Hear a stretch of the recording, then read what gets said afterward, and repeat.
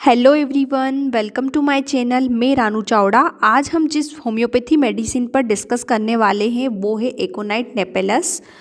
तो मैं ये जो होम्योपैथी मेडिसिन है इसको बोरिक मटेरिया मेडिका से डिस्कस करूँगी। तो मेडिसिन को स्टार्ट करने से पहले अगर आप मेरे इस यूट्यूब चैनल पर नए हैं तो आप मेरे चैनल को सब्सक्राइब कर सकते हैं और बेल आइकन पर क्लिक कर सकते हैं ताकि जब भी मेरी नई वीडियो आएगी तो आपको उसका नोटिफिकेशन मिल सके। चलिए स्टार्ट करते हैं। एकोनाइट नेपेलस जो है वो मोंगशूट नाम के जो प्लांट है उससे बनाई जाने वाली होम्योपैथिक मेडिसिन है। इसका इंट्रोडक्शन देखें तो a state of fear anxiety anguish of mind and body, मतलब कि जो एकोनाइट नेपेलस के जो पेशेंट होते हैं वो बहुत ज़्यादा फियरफुल होते हैं, इनके अंदर एंजाइटी होती है। Anguish of mind and body मतलब कि ग्रेट मेंटल पेन और सफरिंग होना।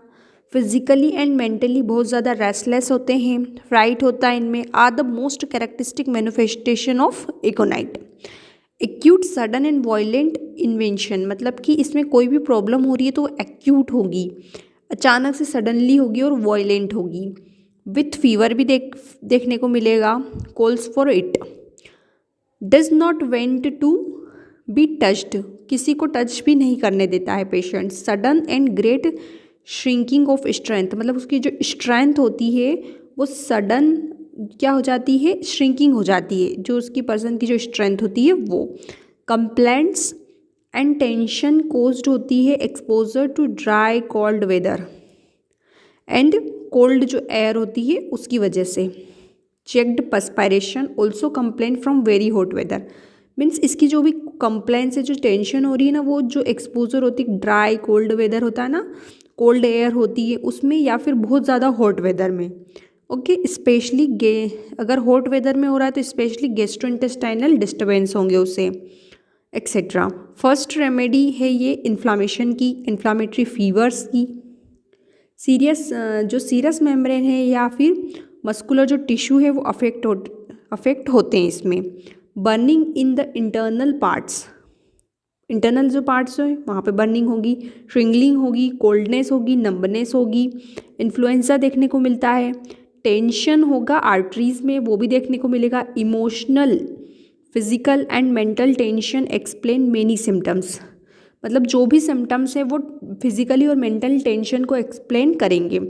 When prescribing Aconite, remember Aconite cause only functional disturbance. There is no evidence that it can produce tissue changes. Means जो Aconite है उसके patient में only हमें या फिर Aconite जो है वो कोज करती है ओनली फंक्शन जो बॉडी के होते हैं डिस्टर्ब सिर्फ वही होंगे, उसमें वहाँ पे हमें कोई भी टिश्यू पे किसी भी प्रकार का चेंजेस देखने को नहीं मिलेगा। मीन्स कोई भी पैथोलॉजी प्रोड्यूस नहीं होगी, ओनली फिजियोलॉजी जो है वो डिस्टर्ब होगी। Its action in is brief and show no periodicity मतलब पीरियोडिसिटी इसमें देखने को हमें नहीं मिलेगी। Its sphere is in begins on of an acute diseases मतलब कि एक्यूट डिसीजेस के लिए अच्छी हैं ये, और should not be continue after pathological changes मतलब कि अगर किसी में पैथोलॉजिकल चेंजेस आते हैं तो हम फिर इस मेडिसिन को वहाँ पर कंटिन्यू नहीं करेंगे।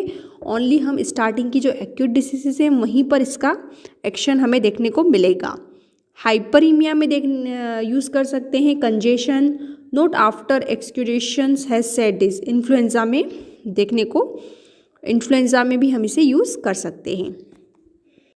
तो हमने यहाँ पे इंट्रोडक्शन देखा। जो इंट्रोडक्शन है उसमें आपको मेन पॉइंट बताती हूँ। फियर एंजाइटी के लिए अच्छी है, फिजिकली और मेंटल रेस्टलेसनेस देखने को हमें मिलती है, और इसमें जो भी प्रॉब्लम होती है वो एक्यूट सडन और वायलेंट होती है। ओके, उसके बाद में क्या इसका क्या बताया इन्होंने कि जो भी कंप्लेन होगी, जो भी टेंशन होगी वो सब कोज होगी ड्राई कोल्ड वेदर या कोल्ड एयर की वजह से होगी, या फिर बहुत ज़्यादा हॉट वेयर जो होता है वेदर होगा तब होगी। ओके, और इन्फ्लामेशन की फर्स्ट रेमेडी इन्फ्लामेशन फीवर के लिए अच्छी रेमेडी है। फंक्शनल डिस्टर्बेंस होते हैं तब भी हम इसे यूज़ कर सकते हैं, only functional disturbance, no pathological disturbance. Mind की अगर हम बात करें तो उसे ग्रेट फियर होता है, एंजाइटी होती है, वरी चिंता रहती है उसे हर एलिमेंट की, एवरी एलिमेंट की। वो भी कोई लिटिल इंपॉर्टेंट चीज़ हुई तो उसके लिए भी वो चिंता में आ जाता है। उसके बाद में उसको डिलीरियम जो होता है वो करेक्टराइज्ड होता है अनहैप्पीनेस, वरी और फियर के लिए, और वो रेयरली अनकॉन्शियस भी हो जाता है। फियर ऑफ डेथ रहता है और वो ऐसा बिलीव करने लग जाता है कि उसकी जल्द ही डेथ होने वाली है। इवन वो प्रिडिक्ट भी कर देता है कि किस दिन उसकी डेथ होगी। ओके, फ्यूचर उसको फ्यूचर के लिए भी फियर होता है, क्राउड से फियर होता है उसको, क्रॉसिंग द स्ट्रेंथ से भी उसको फियर रहता है, रेस्टलेस होता है वो बहुत ज़्यादा। उसके बाद में इमेजिन करने लग जाता है एक्यूट क्लेरेवेंस को। उसके बाद में पेन आर इंटोलेबल रहता है उसको, इतना ज़्यादा पेन होता है उसको कि वो बिल्कुल पागल हो जाता है, इतना खतरनाक पेन होता है उसको, इसीलिए इसे ट्रायल्स ऑफ पेन में भी इसका नेम आता है। उसके बाद में म्यूज़िक जो होता है वो अनबेरेबल होता है, इसको मेक हर सैड फील करता है वो। उसको ऐसी थिंकिंग आती है कि उसके जो भी थॉट्स हैं वो स्टमक से आ रहे हैं और उसकी जो बॉडी के जितने भी पार्ट्स हैं वो सब एबनॉर्मली थिक हो चुके हैं। And feel us if what had just been done was a dream, मतलब अभी अभी ऐसा लगता है उसे जैसे कि अभी अभी उसने कुछ भी काम किया तो वो एक तरीके से सपना था, ऐसा उसको फील होने लग जाता है। एकोनाइट के हेड की बात करें तो fullness, heavy pulsation, hot, bursting, burning होगी, एपोप्लेक्सी देखने को मिलता है, मीन्स अनकॉन्शियसनेस और incapacity resulting from cerebral haemorrhage हो जाता है, इंट्राक्रेनियल प्रेशर देखने को मिलता है, बर्निंग हेडेक होता है, सेंसेशन सिर्फ brain was agitated by boiling water, मतलब ऐसा फील होता है कि ब्रेन को जो बॉइलिंग वाटर है उसके अंदर उसको रख दिया हो, वर्टिगो फील होता है। ये सारी जो प्रॉब्लम है वो वॉर्स हो जाती है, और राइजिंग की वजह से या श्रिंकिंग द हेड की वजह से sensation as if hair were being pulled और were standing on end especially on the vertex, मतलब जो एकोनाइट के जो पेशेंट होता है उसे ऐसा फील होता है कि उसके जो हेयर से वो खड़े हो चुके हैं, पुल्ड हो चुके हैं, या फिर उसके जो हेयर है वो कोई खींच रहा है। और उसको नॉक्ट्यूनल भी देखने को मिलता है, उसको फ्यूरियस डेलीरियम भी देखने को मिलता है। आइज़ की अगर हम बात करें तो उसकी आइज़ जो होगी वो रेड हो जाएगी, इन्फ्लाम्ड हो जाएगी, एक्यूट कंजक्टिवाइटिस देखने को मिल सकता है उसे, फील होगी उसकी आई जो होगी वो ड्राई हॉट हो जाएगी, लिड्स जो होंगी वो स्वेलन हो जाएंगी, हार्ड हो जाएगी, रेड हो जाएगी, उसे एवर्जन होगा लाइट से, मतलब फोटोफोबिया देखने को मिल सकता है। बहुत ज़्यादा प्रोफ्यूज वाटरी डिस्चार्ज होगा, वो भी किसकी वजह से, एक्सपोजर टू ड्राई या कोल्ड वाइंड की वजह से, या कोई फॉरेन बॉडीज़ वगैरह हो गई हैं उसकी वजह से हो सकता है। ईयर की अगर हम बात करें तो वेरी सेंसिटिव टू नॉइस, उसके ईयर्स जो होंगे वो किसी भी वॉइस के प्रति बहुत ज़्यादा सेंसिटिव होंगे। म्यूज़िक जो होगा वो अनबेरेबल होगा, सुन नहीं पाएगा म्यूज़िक। एक्सटर्नल ईयर जो होंगे वो कैसे हो जाएंगे, हार्ट रेड हो जाएंगे, पेनफुल हो जाएंगे, स्वेलन हो जाएंगे, और ओटेल्जिया भी देखने को मिल सकता है। ओटेल्जिया मीन्स उसके ईयर एक में उसके ईयर में उसको पेन होगा, उसको इंटरनल एक्सटर्नल ईयर में पेन होगा, उसके बाद वहाँ पे इन्फेक्शन हो सकता है, और वहाँ पे वाटरी डिस्चार्ज भी होगा, और जो वाटरी डिस्चार्ज होगा वो ड्रॉप वाइज होगा, उसको ऐसा सेंसेशन फील होगा, वो भी लेफ्ट ईयर में देखने को मिलता है। नोज़ की अगर हम बात करें तो स्मेल के लिए नोज़ स्मेल आएगी, उसे एक्यूट सेंसिटिवनेस रहेगी, पेन जो रहेगा रूट ऑफ द नोज़ पे रहेगा, कोरिजा देखने को मिलता है, स्नीजिंग, थ्रॉम्बिंग नॉस्ट्रिल्स हो जाएंगे, बहुत ज़्यादा छींके आना, थ्रॉम्बिंग होंगे नॉस्ट्रिल्स, फिर haemorrhage of bright red blood, nose में से अगर हेमरेज होगा ब्राइट रेड ब्लड निकलेगा। म्यूकोसल जो मेम्ब्रेन होती है नोज़ के अंदर वो ड्राई हो जाएगी, नोज़ जो होगी स्टॉप्ड अप हो जाएगी, ड्राई और विथ स्केंटी वाटरी कोरिजा हो जाएगा। ओके, फेस की अगर हम बात करें एकोनाइट के तो फेस जो होगा वो रेड हॉट हो जाएगा, फ्लश्ड आएंगे, वहाँ पे स्वेलन हो जाएगा, मम्स हो सकते हैं। वन चिक जो होगा वो रेड होगा और अदर चिक जो होगा वो पेल होगा। ओके, उसके बाद में जो रेड फेस होगा बिकम वो डेथली पेल हो जाएगा, ही बिकम डिजी फील करेगा, और ट्रिंगलिंग इन चिक्स में ट्रिंगलिंग सेंसेशन आएगा और नंबनेस के साथ में आएगा। न्यूरल्जिया भी हो सकता है, नर्व्स में पेन हो सकता है, स्पेशली ये लेफ्ट साइड में हमें देखने को मिल रहा है। रेस्टलेसनेस होगी, टिंगलिंग होगा और नंबनेस होगा। ओके, वो भी कौन सी नर्व में होगा, ट्राइजेमिनल जो न्यूरल्जिया होगा, ट्राइजेमिनल जो नर्व्स होती है वहाँ पर देखने को मिलेगा। पेन जो होगा वो जो में भी देखने को मिल सकता है। माउथ की अगर हम बात करें तो माउथ में भी नंबनेस देखने को मिलेगी, ड्राई देखने को मिलेगा, ट्रिंगलिंग इसमें भी होगी, टंग जो होगी वो स्वेलन हो जाएगी, टिप जो होगा वो ट्रिंगल हो जाएगा, उससे ग्लोसाइटिस हो जाएगी, मीन्स इन्फेक्शन हो जाएगा टंग में। ओके, उसके बाद में टिथ जो होंगे वो सेंसिटिव होंगे कोल्ड के लिए, कॉन्स्टेंटली मूव्ड द लोअर जो होगा पर्सन का, जो लोअर जो रहेगा वो कॉन्स्टेंटली मूव करेगा। अस इफ स्विमिंग जब करता है पेशेंट, तब गम्स जो होगा वो हॉट हो जाएंगे, गम्स और इन्फ्लाम्ड हो जाएंगे, जिंजिवाइटिस देखने को मिलेगी, गम्स में भी इन्फेक्शन हो जाएगा, टंग जो होगी वो कॉटेड वाइट होंगी। ओके, थ्रॉट की अगर हम बात करें तो थ्रॉट जो होगा पेशेंट का रेड ड्राई होगा, कॉन्स्ट्रिक्टेड होगा, नंबनेस होगी वहाँ पे, प्रिकलिंग होगा, बर्निंग होगी, स्टिंगिंग होगा, टॉन्सिल्स जो होंगे वो बहुत ज़्यादा स्वेलन हो जाएंगे और ड्राई रहेंगे। फर्स्ट स्टेज ऑफ टॉन्सिलाइटिस के लिए ये जो होम्योपैथी मेडिसिन एकोनाइट ये बहुत ही अच्छी है, बिकॉज ये इन्फ्लामेशन के लिए फर्स्ट स्टेज में इन्फ्लामेशन के लिए बहुत अच्छी है, फर्स्ट स्टेज ऑफ टॉन्सिलाइटिस के लिए भी अच्छी है।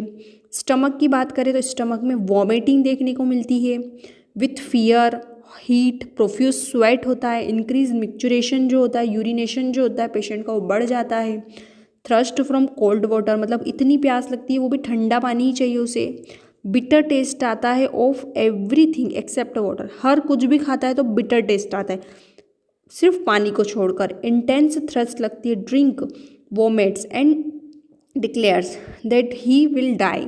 Okay, vomitings bilious, mucoid, bloody, greenish, मतलब ऐसी वोमिटिंग होती है जो उसमें बिलियस बाइल जो जूस टाइप का होता है वो, ब्लड भी देखने को मिलता है, greenish, pressure in the stomach with dyspnoea की वजह से स्टमक में प्रेशर आता है।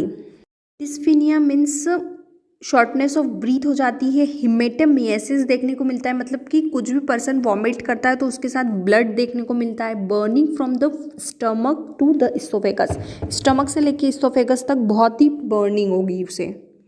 एब्डोमेन देखते हैं, एब्डोमेन जो होगा हॉट होगा, टेंस होगा, टिम्पेनाइटिस मतलब एब्डोमेन में से कुछ ऐसा साउंड आएगा। ओके, उसके बाद में सेंसिटिव टू टच रहेगा, कॉलिक रहेगा, नो पोजीशन रिलीव, कोई सी भी पोजीशन पे वो रह जाए एब्डोमेन में तो भी उसे रिलीव किसी भी चीज़ से नहीं मिलेगा। एब्डोमिनल सिम्टम्स जो होंगे वो बेटर होंगे आफ्टर वार्म सॉप के बाद उसे बेटर फील लगने लगेगा। बर्निंग इन द अम्बलाइकल जो रीजन होता है वहाँ पे बहुत ज़्यादा बर्निंग होगी उसे।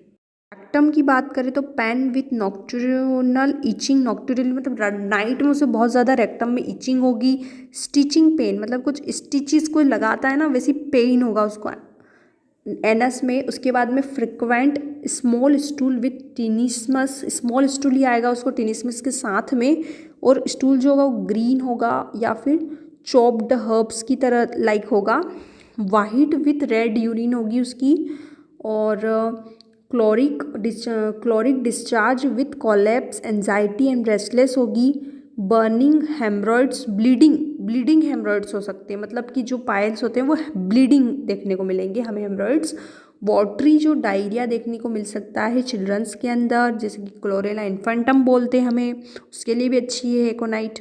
दे cry and complain a lots and sleeplessness and restless, मतलब कि जो बेबी हो, बच्चा होगा, चिल्ड्रन होगा, वो बहुत ज़्यादा रोएगा और उसको कंप्लेंट्स रहेगी, वो सो नहीं पाएगा और बहुत ज़्यादा रेस्टलेस हो जाएगा। यूरिनरी देखें तो यूरिनरी में यूरिन जो होगी स्कैंटी मतलब बहुत ही कम यूरिन आएगी, रेड, हॉट, पेनफुल। उसके बाद में टिनेस्मस देखने को मिलेगा, burning at the neck of the bladder, जो ब्लडर है उसके नेक पर उसको बहुत ज़्यादा बर्निंग होगी, बर्निंग इन द यूरिथ्रा में भी बर्निंग होगी, यूरिन जो होगा वो सप्रेस्ड हो जाएगा, और यूरिन में हिमेचूरिया मीन्स ब्लडी यूरिन आएगा उसको। Anxiety always on begin to micturate, जब वो मिक्चुरेशन करने जाता है, मिक्चुरेट करता है, तब उसको बहुत ज़्यादा एंजाइटी हो जाती है, रिटेंशन हो जाएगा, बिकॉज ऑफ वो यूरिन पास नहीं कर पा रहा है तो वहाँ पे उसको रिटेंशन होने लग जाएगा, विथ स्क्रीमिंग होने लग जाएगी, एंड रेस्टलेस होगा, हैंडलिंग ऑफ जेनाइटिलियाज हो जाएगा। उसके बाद में उसे रीनल रीजन जो है वहाँ पे सेंसिटिवनेस हो सकती है, प्रोफ्यूज मिक्चुरेशन देखने को मिलता है, या प्रोफ्यूज पर्सपरेशन एंड ड्रायरिया भी देखने को मिलता है, मतलब कि दोनों ही कंडीशन देखने को मिल रही है। ऐसा भी हो सकता है कि यूरिन कम आ रहा है उसे, या फिर प्रोफ्यूज मिक्चुरेशन भी हो सकता है, प्रोफ्यूज पर्सपरेशन और डायरिया भी हो सकता है। तो दोनों ही सिचुएशन के लिए एकोनाइट जो है वो बहुत ही अच्छी रेमेडी है। मेल्स में देखें तो उसे क्रैवलिंग एंड स्टिंगिंग इन ग्लैंड्स हो जाएगा, मतलब कि उसे ऐसा कुछ लगेगा कि जैसे कुछ चुभ रहा हो। ब्रूइश पेन होगा उसे टेस्टिकल्स में, स्वेलन एंड हार्ड हो जाएंगे। ऑर्काइटिस देखने को मिल सकता है। फ्रिक्वेंटली इरेक्शंस एंड इमेशिएशन हो सकता है। पेनफुल इरेक्शन भी देखने को मिल सकता है। फीमेल्स में देखिए तो जिसकी फीमेल की जो वेजाइना होगी वो ड्राई हो जाएगी, हॉट होगी, सेंसिटिव होगी। मेंसेस जो होंगे वो बहुत ज़्यादा प्रोफ्यूज होंगे एंड विथ एपिस्टेक्सिस, मतलब कि एपिस्टेक्सिस मतलब नोज, उसको नोज में से भी ब्लीडिंग होगी। ओके, और जो इसका मेंसेस होगा वो लेट तक चलेगा, प्रोलॉन्ग चलेगा। Okay, suppressed from fried and cold की वजह से ये मेंसेस सप्रेस्ड भी हो सकता है। ओवरीज जो होंगी वो कंजेस्टेड फील करेगी, पेनफुल होगी। शार्प शूटिंग पेन होगा उसको, वो मतलब उसके जो यूटेरस है वहाँ पे उसे बहुत ज़्यादा शूटिंग टाइप का एक शार्प पेन होगा। Acute pain after pain with fear and restless हो सकती है। फियर के मतलब कि उसको पेन हो रहा है, पेन के बाद में उसे बहुत ज़्यादा डर, फियर और रेस्टलेस हो जाएंगी फीमेल। रेस्पिरेशन की बात करें तो कांस्टेंट प्रेशर आएगा उसको लेफ्ट चेस्ट में। उसके बाद में उसे अस्थमा के लिए यूज़ कर सकते हैं। होर्स ड्राई क्रोपी कफ मतलब ब्रोंकाइटिस के लिए हम इसे यूज़ कर सकते हैं। निमोनिया के लिए इसे यूज़ कर सकते हैं। उसके बाद में उसको हम वूपिंग कफ के लिए यूज़ कर सकते हैं। वेरी सेंसिटिव टू इंस्पायर्ड जो एयर होती है उसके लिए बहुत सेंसिटिव होता है ये पर्सन। शॉर्टनेस ऑफ ब्रीथ के लिए कर सकते हैं। लैरिंग्स जो होंगी वो सेंसिटिव हो जाएंगी, उसके लिए कर सकते हैं। उसके बाद में प्लूरूसी प्लूरा जो होते हैं उनमें इन्फ्लामेशन हो जाता है तो उसके लिए यूज़ कर सकते हैं। प्लूरोडेनिया के लिए कर सकते हैं। कफ जो होगा वो ड्राई होगा, शॉर्ट होगा, हॉकिंग के होगा तो वॉर्स हो जाएगा। ये नाइट में और आफ्टर मिडनाइट में ये प्रॉब्लम क्या होंगी, वॉर्स होंगी, बढ़ जाएंगी। मीन्स हॉट फीलिंग जो होगी, लंग्स में से हॉट फीलिंग होगी। ब्लड जो होगा कम अप होगा विथ हॉकिंग, हॉकिंग करेगा तो साथ में ब्लड भी निकलेगा। मीन्स हिमोप्टेसिस देखने को मिलेगा, अपटेसिस देखने को मिलेगा। Tingling in the chest after cough, मतलब कफ के बाद में उसे ट्रिंगलिंग चेस्ट में भी ऐसी फीलिंग आएगी। हार्ट की बात करें तो ट्रैकीकार्डिया के लिए अच्छी है। Affection of the heart with pain in the left shoulder, मतलब कि हार्ट का कुछ अफेक्शन है, पेन हो रहा है लेफ्ट शोल्डर में, तब भी हम इसे यूज़ करते हैं। स्टिचेस जो लगाते हैं ना, स्टिचिंग पेन होगा उसको चेस्ट में, मतलब एंजाइना पेक्टोरियलिस के लिए अच्छी है। Palpitation with anxiety, fainting, tingling in finger, तब भी यूज़ कर सकते हैं। पल्स जो होंगी फुल होगी, हार्ड होगी, टेंस होंगी और बाउंटिंग होगी। ओके, समटाइम्स जो होगी वो इंटरमिटेंट्स हो सकती है। ओके, उसके बाद में टेम्पोरल और जो कैरोटिड आर्टरीज होती है उनमें भी क्या हो जाता है, फिल्ट विन सिटिंग हो जाती है। बैक देखे तो बैक में नम हो जाएगा, स्टिफ हो जाएगा, पेनफुल रहेगा बैक। और उसके बाद में क्या, इसके लिए हम ब्रूइज्ड हो जाएगा वहाँ पे, उसके लिए यूज़ कर सकते हैं। स्टिफनेस हो जाती है नेप ऑफ द नेक में, तो वहाँ के लिए भी अच्छी यूज़ हो सकती है वाली medicine. Bruised pain between the scapula, वहाँ पर भी अच्छा एक्ट करती है। स्कैपुला में ब्रूइज्ड पेन होगा। वीडियो में बस इतना ही। आगे का जो एकोनाइट नेपेलस का जो डिस्कशन है वो मैं नेक्स्ट वीडियो में बताऊंगी, और एकोनाइट नेपेलस का दूसरी जो भी मेडिसिन है उनसे क्या रिलेशनशिप है वो भी मैं नेक्स्ट वीडियो में पार्ट 2 में बताऊंगी एकोनाइट नेपेलस के लिए। अगर आपको ये वीडियो अच्छा लगता है और आपके लिए हेल्पफुल है तो आप इस चैनल को सब्सक्राइब कर सकते हैं और बेल आइकन पर क्लिक कर सकते हैं, ताकि जब भी मेरी नई वीडियो आए तो आपको उसका नोटिफिकेशन मिल सके। Thank you.